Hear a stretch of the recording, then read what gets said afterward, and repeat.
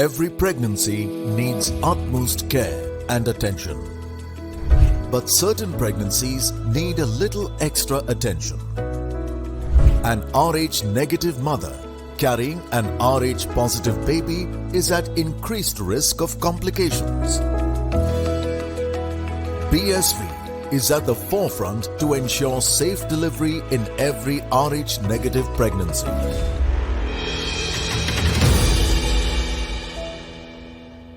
Hello and welcome to The Outside View, brought to you by Women's Cricket Zone and presented by BSV, Puma, Food and Wellness and AMRI Hospitals. So tomorrow's match between West Indies and India.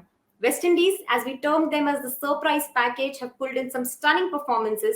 India, of course, won their opening game against Pakistan, but then had to face a defeat against New Zealand. So let's just preview this game, wherein alongside me I have Dane and Marina. Coming to you, Dane, first. A change there wherein Yastika replaced Shafali in the match against New Zealand. Will they go with the same setup, or do you think we need to back Shafali? Yastika had a decent outing against New Zealand. How, as a team management, would one deal with these things? I don't mind that they picked Yastika. I was just a bit surprised when they picked her. You don't really want to change much. And I mean, Shafali has been opening since day one when she joined the side. So I think the conversation just should be that, if she's out there, she can't put Mandana under unnecessary pressure, and she's going to have to find ways to score. I understand the nerves are there, that's human, but I think if they persist with Yastika, I think the conversation should be how is she going to complement Mandana and also allow Mandana just to play her natural game. Marina, coming to you, strike rate has been a concern for India. It is something that will probably hurt them if that's not worked upon in this big tournament. Accelerating the flow of runs in the middle overs. Of course, down the order, you have some power hitters.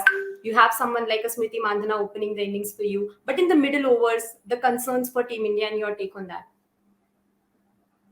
Well, like we were talking about this earlier, I think that's the same problem with Pakistan and India. Both probably get more cautious in the middle overs, and they think that they can cover it up at the end of the innings. But again, at this level, with good opposition, good fielding sides, brilliant catches being taken, I think that it's going to be a very hard task. That if you leave so much at the end, again, it's more about rotating strike, picking up your bowlers to score at in the middle overs as well. And again, I think that what you can pick up from teams like Australia, England, even New Zealand has started doing it, is that they know their strengths. They try to, if one is comfortable against an off-spinner, that person will take most of the strike. If other is comfortable, the other will. It's more about the partnership and dividing those middle overs to your value. So I think that's one point where India and Pakistan also is struggling. India has more maturity.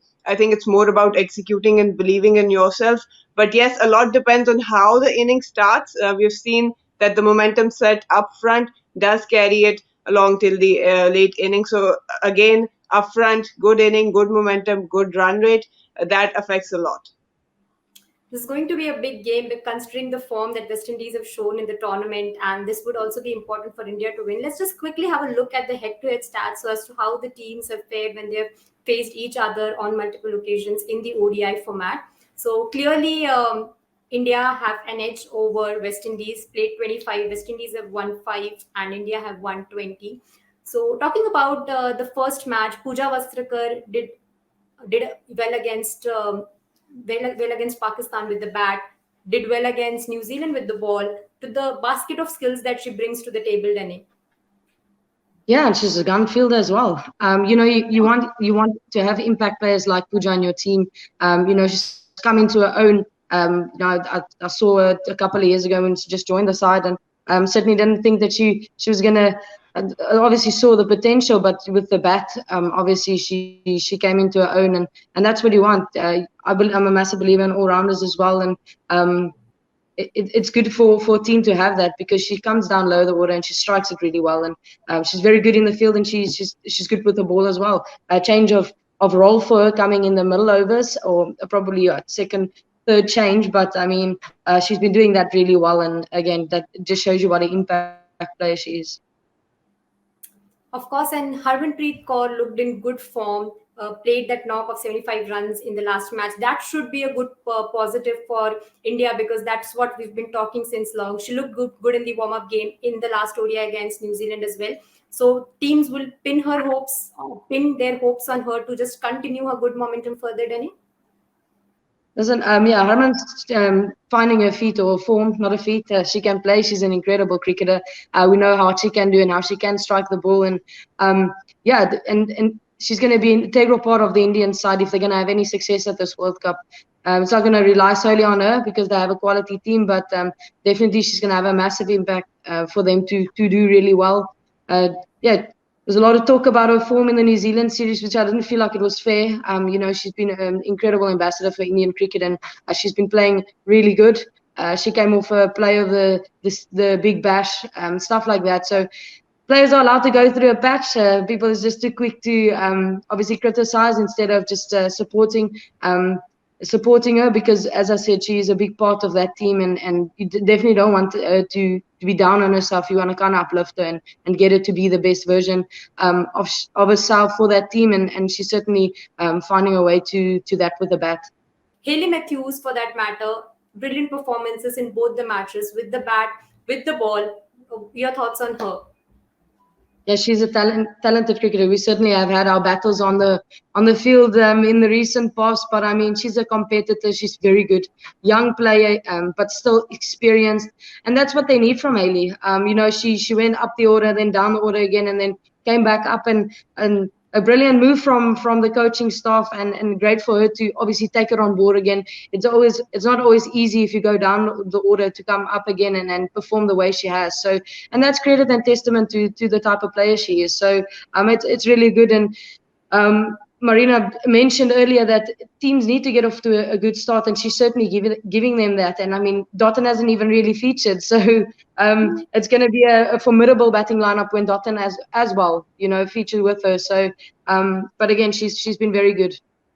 Was coming to Deandra Dottin next. How can we just not talk about her? That stunning over against New Zealand and that catch in the match against England. Even Marizan Cup took it to her Twitter account like, just stop thinking who's the best. Deandra Dottin is best, and she has been the best. Yeah, look, she's an athlete. I commentated on the series when West Indies played South Africa, and I said she's just such an incredible athlete. She's attacking fielder, and that's what makes her so good. She wants the ball to come to her. Yes, everybody makes mistakes, but not many people do that.